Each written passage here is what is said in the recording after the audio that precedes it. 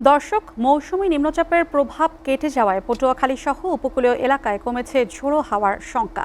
সর্বশেষ আবহাওয়া সতর্কবার্তায় পায়রা সহ দেশের 4 সমুদ্র বন্দরে সতর্ক সংকেত নামিয়ে ফেলতে বলা হচ্ছে। গত কয়েকদিনের বৃষ্টিপাতের পর ধীরে ধীরে স্বাভাবিক হতে শুরু করেছে উপকূলীয় এলাকার জনজীবন। পটুয়াখালীর সর্বশেষ পরিস্থিতি ও আবহাওয়ার অবস্থা জানাতে সরাসরি চলে যাচ্ছি আমাদের সহকর্মী জহিরুল ইসলামের কাছে। জহিরুল, পটুয়াখালীতে এই মুহূর্তে আবহাওয়া কেমন? বৃষ্টিপাত ও ঝোড়ো হাওয়ার পরিস্থিতি কি, আর উপকূলের জনজীবন কতটা স্বাভাবিক হয়েছে, বিস্তারিত জানাবেন। জি, পটুয়াখালীতে গত কয়েকদিন ধরে যে নিম্নচাপ এবং স্থল নিম্নচাপ ছিল সেটি কিন্তু আজকে স্বাভাবিক হয়েছে।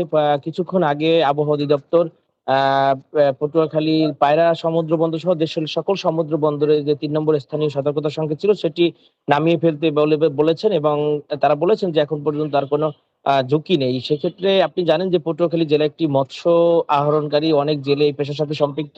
তারা কিন্তু সাগরে যাতায়াত করে থাকেন এবং আজকে এই কয়েকদিন তারা সাগরে যায়নি এবং ফিরে এসেছিল।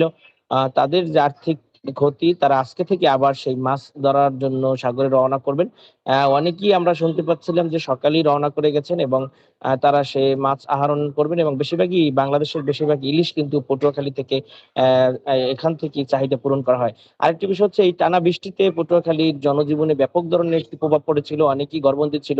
রাস্তাঘাটে তেমন লোকজন ছিল না।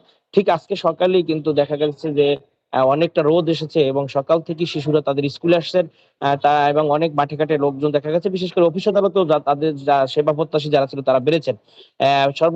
সবকিছু মিলিয়ে পটুয়াখালীতে যে প্রায় সময়ই যে আবহাওয়া খারাপ থাকে বা বৈরী আবহাওয়া থাকে তার কারণে জনজীবনে বড় ধরনের একটি প্রভাব পড়ে। পাশাপাশি এখানকার পর্যটন শিল্প রয়েছে কুয়াকাটা। সেই কুয়াকাটায় কিন্তু পর্যটকের আগমন অনেকটাই কম হয়।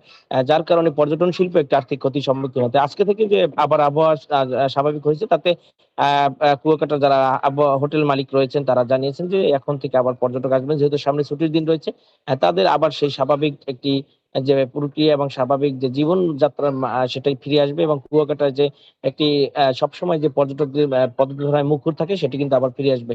সবকিছু মিলিয়ে এখন আবহাওয়ার অবস্থা পটুয়াখালীতে সবথেকে ভালো। আ তবে এখন পটুয়াখালীর আমন ধানের রোপণের সময় সেক্ষেত্রে কিন্তু কৃষকদের আবার পানিরও প্রয়োজন রয়েছে। সেক্ষেত্রে অল্প বৃষ্টি কিন্তু কৃষকদের জন্য কল্যাণকর হতে পারে। জি, এই ছিল আমার কাছে পটুয়াখালী থেকে সর্বশেষ।